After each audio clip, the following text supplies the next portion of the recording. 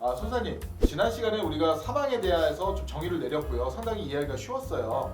이번에는 우리 장애에 대한 이야기를 좀 해볼게요. 장애라는 부분에 있어서도 분쟁이 좀 많이 있는 것 같던데 일단은 장애라는 게 뭔지부터 좀 얘기를 해주시겠어요?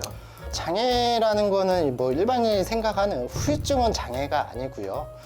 쉽게 얘기해서 눈이 실명됐다거나 손가락이 잘렸다거나 아니면 팔이 안 움직인다는 이런 상태가 죽을 때까지 회복되지 않고 계속적으로 살아가야 되는 상태를 장애라고 하고요.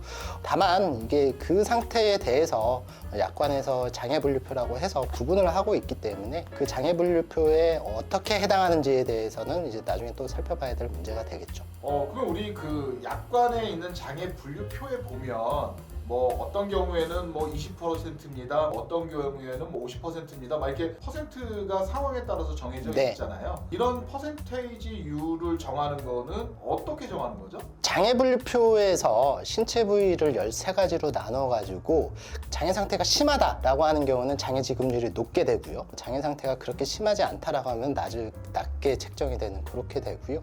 이게 이제 장애율이라고 우리가 표현을 계속 하는데 왜 중요하냐면은 사망보험금 같은 경우는 가입금액을 그냥 준단 말이죠. 사망했을 때. 근데 장애보험금 같은 경우에는 가입금액 곱하기 장애율로 지급이 되는 겁니다. 그래서 만약에 80% 장애다라고 했을 때는 가입금액이 1억이라고 하면 8천만 원에 나가게 되겠죠. 그리고 이제 10%라고 하면 1천만 원에 나가게 되고 그렇기 때문에 장애율을 산정하는 게 매우 중요하죠. 그러면 이 장애율이 몇 %냐에 따라서 분쟁이 생길 수가 있을 것 같아요. 네, 맞습니다. 제가 얘기를 했듯이 장애율이 높다라면 보험회사 입장에서는 많은 보험금을 줘야 되기 때문에 당연히 보험회사 입장에서는 장애율이 낮게 책정을 할 수밖에 없게 되는 거고요. 또한 이런 경우도 있어요. 고도후유장애 담보라고 있는데요. 이거 같은 경우는 뭐 50% 이상, 80% 이상 장애율이 됐을 때는 뭐 가입금액 전액을 다 지급하겠습니다라는 담보도 있는데요. 이런 거 같은 경우는 만약에 이제 보험회사 입장에서는 49% 장애라고 했을 때에는 한 푼도 안 줄 수가 있게 되는 거죠. 그렇기 때문에 장애율을 과연 어디를 적용할 것인가에 대한 분쟁이 많이 발생할 수가 있죠. 우리 일반 소비자분들 같은 경우에 뭐 좀 인지하고 계시는 게 후유장애는 받기 어려워 뭐 이렇게 많이 인지하고도 계시거든요. 그 받기 어려운 이유는 뭔가요? 뭐 말씀하신 것처럼 쉽지 않습니다. 대표적으로 그 분쟁이 발생하게 되는 게 이게 장애율이 몇 %냐 이것도 이제 분쟁이 많이 발생을 하고요. 두 번째는 이제 회복 가능성이 있느냐 없느냐에 대해서도 발생을 하게 되고 세 번째는 이거는 이제 상해라는 질병이랑 경합이 됐을 때 과연 그 외상 기여도가 몇 %가 적용이 될 것이냐 이 문제가 이제 많이 발생을 하게 됩니다. 또 얘기가 어려워지는 것 같아요. 네. 회복 가능성이라고 하셨는데 네. 그거는 어떤 거를 따지는 건가요? 이 사람의 뼈가 부러졌어요. 뼈가 부러져가지고 보통 이제 기부스를 대잖아요. 기부스 대면 보통 물리치료를 받으면 나중에 회복이 된단 말이죠. 저 역시도 마찬가지로 군대에 있을 때 이제 축구하다가 다리 부러져가지고 상당히 고생을 했었었는데 지금 이제 멀쩡히 잘 다닌단 말이죠. 그러면 저는 회복 다 된 거잖아요. 그리고 이런 경우는 이제 장애가 평가가 안 되는 게 맞고요. 또한 약관에서는 이렇게 규정을 하고 있습니다. 일시적으로 5년 이상의 한시장애인 경우에는 지급률에서 20%에 해당하는 보험금만을 지급하겠다라고 규정을 하고 있습니다. 이걸 이제 쉽게 표현해서 이제 한시장애라고 얘기를 하는데요. 이런 한시장애인 경우에는 만약에 내가 1,000만 원을 받을 수 있다고 하더라도 보험회사는 20%만 지급을 할 수가 있기 때문에 200만 원만 지급하겠다 회복 가능성이 있기 때문에 그렇게 해가지고 다툼이 많이 발생하죠. 정리를 하자면 만약에 후유장애 보험금이 네. 1억을 가입했다. 네. 그런데 80%의 장애다. 그러면 8천만 원이 나가야 되는데 그쵸. 네. 이게 한시장애다라고 하면 8천만 원의 20%인 400만 원만 나간다. 1,600만 원이죠. 네, 1,600만 원이고. 근데 요거도 이제 잘 보셔야 되는 게 한시장애라고 표현을 하기는 했지만 약관에서는 이제 5년 이상의 한시장애인 경우 20%를 지급한다고 되어 있단 말이죠. 그랬을 때는 5년 이상의 한시장애가 인정이 되면은 우리가 지금 얘기한 것처럼 1,600만 원이 나가는데 5년 미만인 경우에는 20%도 산정이 안 되고 그냥 제로가 돼버리는 그런 상황이 돼버렸죠. 그러면 이게 한시장애냐 아니면 뭐 5년 이상이냐 5년 미만이냐 이런 판단은 어떻게 받게 되는 거죠? 뭐 의학적으로 판단할 수밖에 없죠. 근데 이게 문제가 될 수밖에 없는 거는 소비자 입장에서는 조금 더 많이 받고 싶어 하고 보험사 입장에서는 적게 주고 싶어 하기 때문에 과연 어느 입장에 있는 의사가 판단을 해서 과연 이게 적절하게 판단이 될 수 있을 것인가에 대한 분쟁은 항상 있을 수밖에 없죠. 아, 이게 사망보다 분쟁의 여지가 더 많을 것 같아요. 제가 봤을 때는 후유장애 보험금이 분쟁이 훨씬 더 많습니다. 그리고 아까 또 말씀하셨던 것 중에 기여도가 있었거든요. 네. 기여도라는 거는 또 어떤 건가요?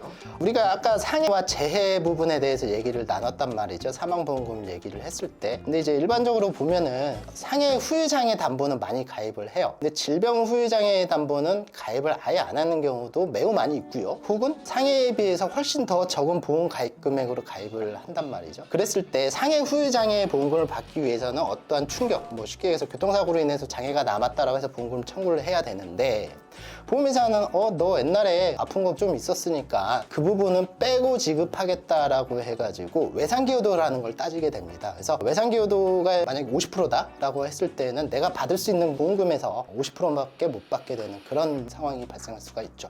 아, 이게 어렵습니다. 네네. 어렵습니다. 네. 이것도 우리 좀 사례가 있다면 그 사례를 가지고 예를 좀 들어주시면 좋을 것 같아요. 대표적으로 이제 골다공증 한번 얘기를 해보면 좋을 것 같은데요. 뭐 척추에 이제 뼈가 부러지는 경우도 꽤 많이 있잖아요. 근데 이제 골다공증이 있는 사람과 없는 사람을 비교를 했을 때 없는 사람이 뼈 부러질 확률이 적잖아요. 그러니까 골다공증이 있는 사람이 뼈가 부러질 확률이 더 높기 때문에 그 골다공증이라는 건 원래 내가 갖고 있던 질병이잖아요. 그래서 네가 만약에 골다공증이 없었으면 이게 뼈가 안 부러졌을 텐데 골다공증이 있었기 때문에 뼈가 부러졌다. 즉 골다공증도 뼈 부러지는 거에 어느 정도 기여를 했다. 그렇기 때문에 그 기여를 한 만큼 빼고 지급하겠다라는 게 외상기여도를 산정하겠다는 의미인 거죠.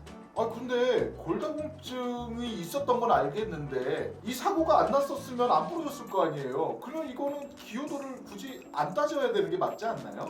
그래서 이 사고 때문에 부러졌다. 이 사고 때문에 부러진 만큼만 주겠다라는 게 외상기여도를 산정하겠다라는 거예요. 그래서 계산을 한번 해보면은 가입 금액이 1억이고 장애율이 30%라고 칠게요. 그러면은 우리가 3천만 원 받는 게 맞잖아요. 맞죠. 근데 외상기여도가 50%라고 하면은 1,500만 원만 주겠다. 이렇게 해가지고 보험회사랑 분쟁이 발생할 수밖에 없게 되는 거죠. 그러면은 이 1,500만 원만 받는 게 맞냐 아니면 난 3천만 원 받는 게 맞냐를 갖고서 분쟁을 하는 거겠네요. 네, 맞습니다. 그래서 이 외상기여도가 과연 몇 프로를 작용을 했을 것인가에 대한 다툼이 발생할 수밖에 없죠.